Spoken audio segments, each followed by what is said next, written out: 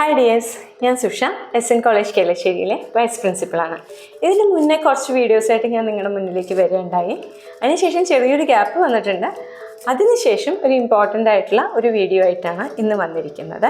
ഇത് ആക്ച്വലി എൻ്റെ heart touching ആയിട്ടുള്ള ഒരു ഇൻഫർമേഷൻ ഇന്ന് രാവിലെ ഒരു പ്രമുഖ പത്രത്തിൽ ഞാൻ വായിക്കുകയുണ്ടായി. സത്യം പറയുകയാണെങ്കിൽ ഞാനത് വളരെയധികം സങ്കടത്തോടെയും അതേപോലെ തന്നെ മനസ്സിനെ വല്ലാതെ പിടിച്ചു കുലുക്കിയ ഒരു വാർത്തയായിരുന്നു. അതായത് പാലക്കാട് ജില്ലയിൽ മാത്രം 2025 38ഓളം ടീനേജേഴ്സ് പ്രത്യേകിച്ച് എടുത്ത് പറയുകയാണ് 14 to 17 വയസ്സിനിടയിലുള്ള കുട്ടികളാണ്. അത് മെയിനായിട്ട് 38 കുട്ടികളാണ് ആത്മഹത്യ ചെയ്തിരിക്കുന്നത്. അതിൽ 23 പെൺകുട്ടികളും 17ഓളമുള്ള ആൺകുട്ടികളുമാണ് ഇതിൽ ആത്മഹത്യയിലേക്ക് പോയിരിക്കുന്നത്. അപ്പം നമ്മൾ ചിന്തിക്കേണ്ട ഒരു കാര്യമുണ്ടല്ലേ, പല വാർത്തകളും നമ്മൾ വാർത്തകൾ മാത്രമാക്കി മാറ്റിയിട്ട് ജസ്റ്റ് വായിച്ചു പോവുകയാണ് ചെയ്യുന്നത്. അതിൻ്റെ ഇമ്പോർട്ടൻസ് നമ്മൾ എപ്പോഴെങ്കിലും ചിന്തിക്കാറുണ്ടോ? ഞാനടക്കമുള്ള എല്ലാവരും, ഒരു അമ്മയാണ്, നമ്മുടെ സഹോദരനായിരിക്കാം, സഹോദരിയായിരിക്കാം, ഒരു മകനായിരിക്കാം, ആരോ ആയിക്കോട്ടെ, നമ്മുടെ കുടുംബത്തിൽ ഇത് ഉണ്ടാവുമ്പോഴല്ലേ നമ്മളത് കൂടുതൽ സീരിയസ് ആയി ചിന്തിക്കാൻ തുടങ്ങുക. അതുവരെ നമുക്കത് വെറും ഒരു വാർത്ത മാത്രമാണ് അല്ലേ. ഈ പാലക്കാട് ജില്ലയിൽ മാത്രം ഇത്രയും കുട്ടികൾ ആത്മഹത്യ ചെയ്തിട്ടുണ്ടെങ്കിൽ ഹോൾ കേരള നോക്കുമ്പോൾ എത്ര കുട്ടികൾ ആ ഒരു രീതിയിലേക്ക് പോയിട്ടുണ്ടാവും അല്ലേ. അതേപോലെ തന്നെ ഇന്ത്യയിൽ നോക്കിയാൽ, ലോകത്ത് നോക്കിയാൽ, നമ്മൾ ഒരാൾ വിചാരിച്ച ലോകം നന്നാക്കാൻ പറ്റുമെന്ന് നമ്മൾ പലരും ചിന്തിക്കുന്നുണ്ടാവും. പക്ഷേ അതാണോ യാഥാർത്ഥ്യം? നമ്മൾ ഓരോരുത്തരും ചിന്തിക്കേണ്ടതല്ലേ എന്താണ് ഈ കുട്ടികളെ ഇതിലേക്ക് നയിക്കുന്ന കാര്യമെന്ന്. ഒരു പക്ഷേ നമ്മുടെ വീട്ടിലുള്ള കുട്ടീനെ ചിലപ്പോൾ ആവശ്യമില്ലാതെ ഒന്ന് കരയുക അല്ലെങ്കിൽ ആവശ്യമില്ലാതെ ഒന്ന് ദേഷ്യപ്പെടുക ഒക്കെ ചെയ്യുമ്പോൾ നമ്മൾ പറയും, നമ്മുടെ കാലത്ത് ഇങ്ങനെയൊന്നും ആയിരുന്നില്ലല്ലോ എന്ന് നമ്മൾ പലപ്പോഴും പറയാറുണ്ടല്ലേ. എൻ്റെ വീട്ടിൽ തന്നെ പലപ്പോഴും ഞാൻ കേൾക്കുന്ന എക്സാമ്പിളാണ്, എൻ്റെ ഈ വയസ്സിൽ ഞാൻ ഇന്ന പോലെ ചെയ്തിട്ടുണ്ടായിരുന്നു, അല്ലെങ്കിൽ അവൾ എന്തുകൊണ്ടാണത് ചെയ്യാത്തത്, അവൻ എന്തുകൊണ്ട് ഇത്രയും മെച്യൂർഡായിട്ട് ബിഹേവ് ചെയ്യുന്നില്ല, ഇങ്ങനെയുള്ള കുറേ കാര്യങ്ങൾ. നമ്മുടെ ലൈഫ് സ്റ്റൈലിൽ കുറേ ചേഞ്ചസ് വന്നിട്ടില്ലേ? അങ്ങനെ ആ ചേഞ്ചസിനനുസരിച്ച് നമ്മുടെ മക്കളിലും ആ ഡിഫറൻസ് ഉണ്ടാവും എന്നുള്ളത് നമ്മൾ സ്വയം ചിന്തിക്കേണ്ടതല്ലേ. പലപ്പോഴും ഞാൻ ചിന്തിക്കുന്നൊരു കാര്യമുണ്ട്, ഒരു പക്ഷേ നമ്മുടെ ഓപ്പോസിറ്റ് ഇരിക്കുന്ന ഒരു വ്യക്തിക്ക് നമ്മളോട് പല കാര്യങ്ങളും പറയാനുണ്ടാവും, നമുക്കത് കേൾക്കാൻ പോലും സമയം ഉണ്ടാവില്ല അല്ലേ. ഫോർ എക്സാമ്പിൾ, നമ്മുടെ മകൻ അല്ലെങ്കിൽ മകൾ നമ്മുടെ അടുത്തേക്ക് വരികയാണ്, ഒരു കാര്യം പറയാൻ വേണ്ടിയിട്ട്, ഒരു സ്കൂളിൽ നടന്നൊരു കാര്യം അല്ലെങ്കിൽ കോളേജിൽ നടന്നൊരു കാര്യം പറയാൻ വേണ്ടിയിട്ട് നമ്മുടെ അടുത്തേക്ക് വരികയാണ്. നമ്മുടെ മൊബൈലിൽ ഭയങ്കര ബിസിയാണ്, നമ്മളിങ്ങനെ സ്ക്രോൾ ചെയ്യുന്നു, റീൽസ് കാണുന്നു, അല്ലെങ്കിൽ നമ്മൾ അപ്പുറത്തെ വീട്ടിലത്തെ ആളോട് സംസാരിക്കുന്നു, ഇപ്പുറത്തെ വീട്ടിലത്തെ ചേച്ചിയോട് സംസാരിക്കുന്നു, ഇങ്ങനെയുള്ള കുറേ കാര്യങ്ങൾ. അല്ലെങ്കിൽ official work, I'm not blaming anyone, ഞാൻ പാരൻസിനെ ഒരിക്കലും കുറ്റപ്പെടുത്തില്ല, നമ്മുടെ പ്രശ്നങ്ങൾ നമുക്ക് നന്നായിട്ട് അറിയാം.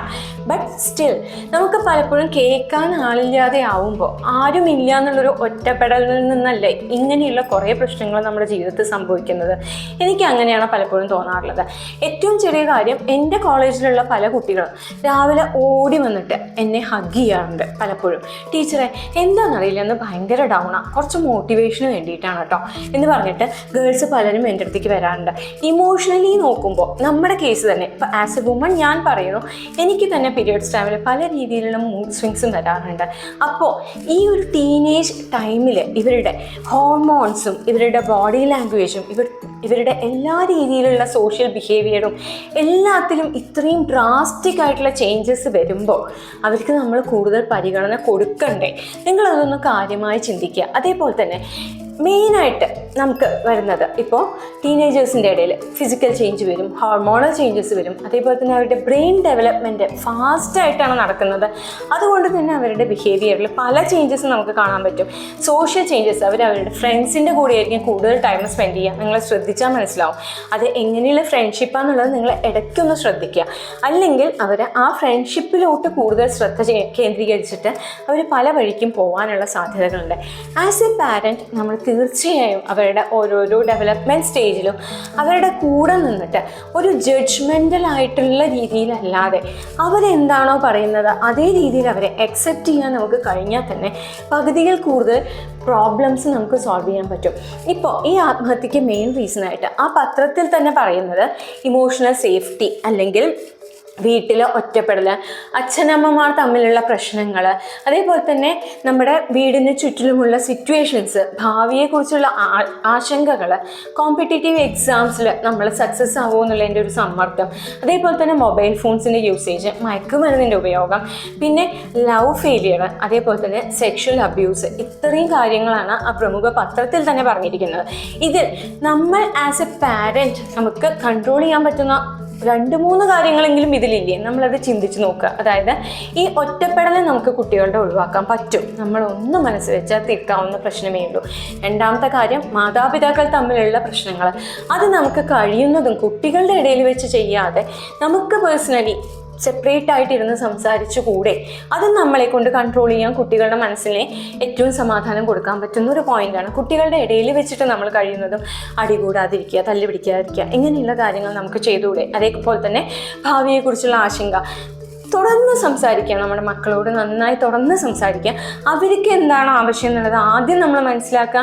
ആൻഡ് ആ ആവശ്യങ്ങൾ ശരിയാണോ എന്നുള്ളത് അവരെ കൊണ്ട് തന്നെ നമ്മൾ സംസാരിച്ച് അനലൈസ് ചെയ്യിച്ചിട്ട് തെറ്റാണെന്നുണ്ടെങ്കിൽ അവർ മനസ്സിൽ അത് തെറ്റാണെന്ന് സ്വയം തോന്നാനുള്ള വഴികൾ നമ്മൾ ചെയ്തു കൊടുക്കുക. അപ്പോൾ തന്നെ കുറേ പ്രശ്നങ്ങൾ തീരും എന്നാണ് എൻ്റെ ഒരു വിശ്വാസം. ആൻഡ് ഇവർക്ക് ശരിക്കും ഇപ്പോൾ ആവശ്യം എന്താണ്? Emotional safety, listen without judgement, love and acceptance.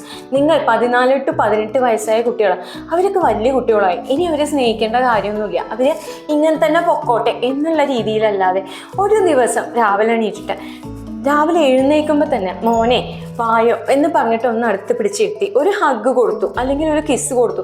ഇതൊന്നും ഒരു പ്രശ്നവും ഉണ്ടാക്കുന്ന കാര്യങ്ങളല്ല. ഇതൊക്കെ അവർക്ക് ഇമോഷണൽ സേഫ്റ്റി, അല്ലെങ്കിൽ എനിക്ക് എൻ്റെ കാര്യങ്ങൾ ശ്രദ്ധിക്കാനും എന്നെ ശ്രദ്ധിക്കാനും എന്നെ സ്നേഹിക്കാനും ആൾക്കാരുണ്ട് എന്നുള്ളത് അവർക്ക് സ്വയം ഉള്ളിൽ തോന്നിക്കുന്ന ഒരു കാര്യമാണ് എന്ന് തന്നെയാണ് എൻ്റെ വിശ്വാസം. അതേപോലെ തന്നെ നമുക്ക് കേൾക്കാൻ സമയമില്ലാതെ ആവുമ്പോഴല്ലേ അവർ ഈ ഇൻസ്റ്റ, ഫേസ്ബുക്ക് അല്ലെങ്കിൽ ഇങ്ങനെയുള്ള കുറേ സോഷ്യൽ മീഡിയയിൽ കൂടെ പലരോടും പലതും സംസാരിക്കുന്നത്. അതുകൊണ്ട് തന്നെയല്ലേ നമുക്ക് അവരോട് സംസാരിക്കാനുള്ള സമയമുണ്ടോ എന്ന് നമ്മൾ സ്വയം തീരുമാനിക്കുക, സ്വയം ചിന്തിക്കുക. ഇതിൽ തന്നെ പകുതി കൂടുതൽ പ്രശ്നങ്ങൾ നമുക്ക് മാറ്റാൻ കഴിയുന്നത് തന്നെയാണ് ഞാൻ വിശ്വസിക്കുന്നത്. അതേപോലെ തന്നെ നമ്മുടെ ഫുഡ് ഹാബിറ്റ്സ്, ഇപ്പം നമ്മുടെ കാര്യത്തിലായാലും ശരി, നമ്മുടെ ടീനേജേഴ്സ് ആയിട്ടുള്ള മക്കളുടെ കാര്യത്തിലായാലും ശരി, ഫുഡ് ഹാബിറ്റ്സ് തന്നെ കുറേയൊക്കെ നമുക്ക് ചേഞ്ചസ് അവരുടെ ഇമോഷൻസിൽ മാറ്റാൻ കഴിയും. അത് സത്യം തന്നെയാണ്, സയൻറ്റിഫിക്കലി പ്രൂവൺ തന്നെയാണ്. ഏറ്റവും ചെറിയ കാര്യം, ഫ്രൂട്ട്സ് ആൻഡ് വെജിറ്റബിൾസ് നമ്മുടെ ഫുഡിൻ്റെ ഡയറ്റിൽ ഏറ്റവും കൂടുതൽ ഇൻക്ലൂഡ് ചെയ്യുക. സെറോട്ടോണിൻ എന്ന് പറയുന്ന നമ്മുടെ ഹോർമോൺ വന്നിട്ട് ഹാപ്പിനെസ് ആൻഡ് കാംനെസ്സിനുള്ളതാണ്. അതേപോലെ തന്നെ ഇത് നമുക്ക് ഈ ഹാപ്പിനെസ് ആൻഡ് കാംനെസ്, സെറോട്ടോണിൻ എന്നുള്ള വലിയ പേരൊക്കെ കേൾക്കുമ്പോൾ വലിയ ടെൻഷൻ ഒന്നും ആവേണ്ട ഒരു കാര്യമില്ല. ജസ്റ്റ് ഒരു ബനാന, ഒരു പഴത്തിൽ നിന്ന് പോലും നമുക്ക് സെറോട്ടോണിൻ്റെ അളവിനെ കൂട്ടാൻ കഴിയും. അത് നമ്മുടെ കാംനെസ്സിനെയും അതേപോലെ തന്നെ നമ്മുടെ ഹാപ്പിനെസ്സിൻ്റെ ഹോർമോൺസിനെയും കൂട്ടാനുള്ള സാധ്യതയുണ്ട്. ഓറഞ്ച്, ആപ്പിള്, ഇങ്ങനെയുള്ള കാര്യങ്ങൾ. അതേപോലെ തന്നെ ഡോപ്പമിൻ, മോട്ടിവേഷൻ ആൻഡ് ഫോക്കസിന്, മെലാറ്റോണിൻ, സ്ലീപ്പ് റെഗുലേഷൻ, ഉറക്കം കറക്റ്റ് ചെയ്യാനുള്ള കാര്യങ്ങളാണ് ഇത്രയും ഹോർമോൺസിൽ നിന്ന് നമുക്ക് കിട്ടുന്നത്.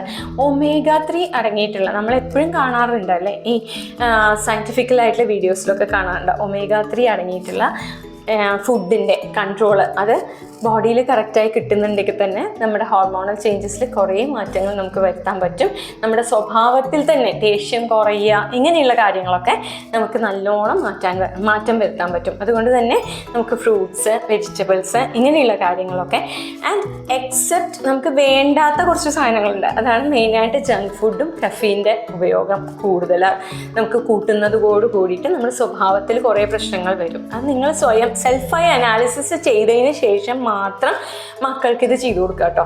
അത് സെൽഫ് അനാലിസിസ് നിങ്ങൾ ചെയ്തോളൂ. ഞാനത് നിങ്ങൾക്ക് ഒരു ഓപ്പൺ ആയിട്ടുള്ള ഡിസ്കഷനിലുള്ളൊരു കാര്യം ഇട്ട് തരികയാണ്. നിങ്ങൾ ചെയ്തതിന് ശേഷം മാത്രം മക്കളോട് പറഞ്ഞാൽ മതി, അല്ലെങ്കിൽ മക്കൾക്കത് ചെയ്തു കൊടുത്താൽ മതി. ഐ എം 100% ഷുവർ നിങ്ങൾ തിരിച്ചു വന്ന് പറയും എന്തായാലും അത് നിങ്ങൾക്ക് എഫക്റ്റ് ആയി എന്നുള്ളത്.